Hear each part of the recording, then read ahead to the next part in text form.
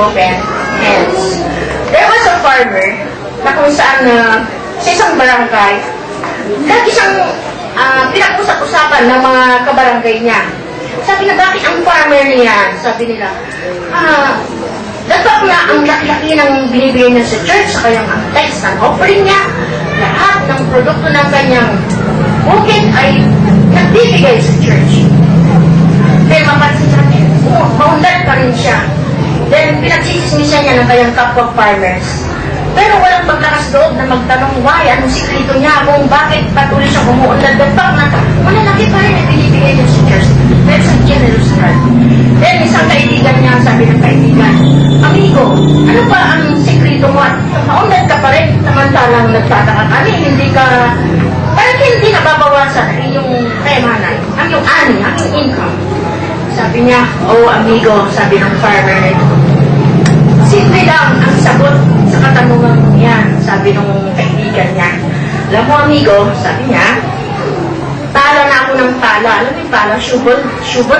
Ay, shubol ba yung pala? Sabi niya, alam mo amigo, pala na ako ng pala. Pala na ako ng pala. Para magbigay sa Panginoon lahat ng resources ko, lahat ng income ko. Nagbibigay ako what is due to the Lord. Sabi niya, sige, pala na ako ng pala. Pero alam mo, amigo, sabi niya, ang Lord, pala na ako ng pala. Binabalik naman niya yung pinapala ko. Binabalik naman niya sa akin. Sabi niya, at alam ko ang katakataka, mas malaki pala ang pala ng Diyos na ginagamit niya para ibalik yung pinapala ko. Nakuha niyo ang... Okay, yun. Tayo din, gano'n. Nagbibigay tayo, pero sabi nga, we cannot outgive God. Malaki ang pala, pero ang pala pala ng Diyos ay mas malaki kaysa pala natin. So, ano result? Siyempre, overflowing gifts, overflowing proceeds, overflowing blessings from above. So, mga kaibigan, mahal natin ang Panginoon, open that heart, at the same time, open that hands. Amen? Manalangin po tayo. Oh, hallelujah, Lord, hallelujah. Yes, Lord, we continue to praise you, Lord God. We continue to glorify thy name, exalt you, Lord God. Thank you, Lord, for all the blessings, oh God, you have been given us and you have to give to us, oh God. Lord, maraming salamat, Lord, sa araw na ito, God, na hinayaan mo, Lord, na magkadalo ang maraming, Lord, mga kabatihan namin, oh God. Na, Lord, out of this anniversary, Lord, I touch their heart, oh God. Lord, after this message, Lord, na marinig nila, we pray, oh God, na sila, Lord, ay maging kapartner mo, Ama, sa manggagawa mo dito sa kingdom on earth, oh God, your kingdom on earth, oh God. Lord, maraming salamat, Lord, sa lahat ng biyaya, pagpapanat, tinanggap na po namin at tatanggapin na po namin, oh God. Maraming salamat, Lord, sa mga magbibigay, Lord, ng kanyang text and open, oh God. Lord, we pray that blessings, abundant blessings, be upon them, oh God, from now on, oh God. Lord, I pray also, Lord, na maging sa mga hindi makapagbibigay, Lord, we pray to meet their needs, oh God. Sa mga pangangailangan nila, Lord, financially, spiritually, Lord, good health, oh God. Lord, emotionally, whatever they need, oh God, we pray and entrust them all unto you, Lord God. To Lord, kayo po ang manguna, maghari, magkaloob ng pangailangan nila, oh Lord God. Maraming salamat, Lord. Lord, let this offering tithes and offering, Lord, ay magamit, Lord, for the prosperity, for the enlargement of your kingdom here on earth, oh God. Bless this ministry, oh Lord. Bless all the workers, oh God. Our pastor, oh God. All the pastors, all the workers, all your servants, oh God. Lord, maraming salamat, Panginoon Diyos. Lord, we entrust unto you, oh Lord, all our plans, all our hardness, all our wealth, all the gifts that we receive from you, God. Maraming salamat, Panginoon Diyos. Patuloy, Lord, ang iyong pagpapahal. Salamat, Lord, ang lahat ng narito, lahat ng magbibigay, maging sa mga mapagbigay, oh God. All these things, Lord, we pray and give up all the glory, the praises, the honor, and majesty. In the name of our Lord and Savior, Jesus Christ. Amen.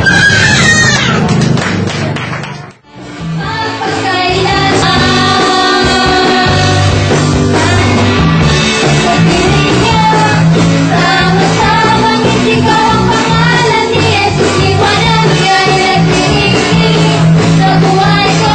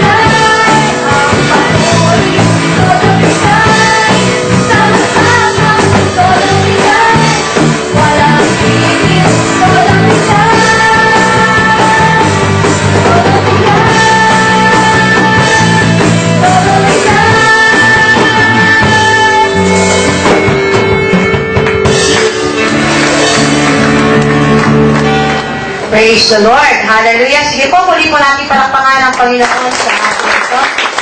Praise the Lord. Hallelujah. And so, alam ko po na tayo po lahat ay na-bless. Amen. Hallelujah. And we are now come to the one of the most important part of our program sa hapong ito. Amen. Alam ko po mga kapatid, alam niyo po na kung wala po ang part na ito, mga kapatid, ay wala pong silbi ang ating pong service. Amen? Praise the Lord. Sabi po ng salita ng ating Panginoon in Matthew chapter 4, verse 4, that man shall not live by bread alone, but by every word that proceeded out from the mouth of God. Amen. Puri, hallelujah, luwalhatiin ang Diyos at ibigay ang oras na ito sa pakikinig ng kanyang banal na salita. Kaya mga kapatid, hallelujah, sa hapong ito, kung kayo po'y anak ng Diyos, kayo makikinig sa salita ng Panginoon. Amen. Kung hindi mo kayo makikinig, ang ibig sabihin, you do not belong to our God. Yes. Tama ba? Yes. Amen. Because those who belongs to the Lord, hear His voice. Yes. Sa hapon ito, this is a challenge, mga kapatid, na kung kayo'y makikinig ng Panginoon sa salita ng Diyos, tunay nga po na kayo ay anak ng Diyos. Amen? Tunay nga po na kayo ay tagalangit at hindi ay tagalupa. Amen? Kaya mga kapatid, I challenge you, kayo po'y makinig ng salita ng Diyos and prove to God that you really belong to Him. Sa hapon ito, mga kapatid, I'm so privileged, hallelujah, and honored na i-present po sa atin ang ating guest speaker. Actually, I have known him so many years ago, way back when we were still at the JIL Church. Kilala ko na po siya. Hallelujah. But I didn't have the opportunity to talk to him, to converse to him, to chat with him. Actually po mga kapatid, nagkikita lang po kami ng ating guest speaker in the eyes. Praise the Lord. Kaya mga kapatid, nung ako po'y pumunta sa kanilang church, sabi niya, naalala po niya ako at maaaring hindi niya maalala kung saan kami nagkita. But I know him so well, hallelujah, at alam ko po siya po ay provincial pastor po ng isa sa pinakamalagong gawain ng Panginoon dito sa La Union. Praise the Lord. And I pray, you know what, my brothers and sisters, nung bago po magkaroon po tayo ng second year anniversary, I prayed so hard to the Lord kung sino po ang ating imbitahin, pastor. Marami po ang dumaan sa aking isipan, marami po akong pastor na iniluhod. And then one day the Lord spoke to me na siya po, hallelujah, ang maghahayag sa atin ang mensahe ng Panginoon sa hapon ito. Praise the Lord, hallelujah.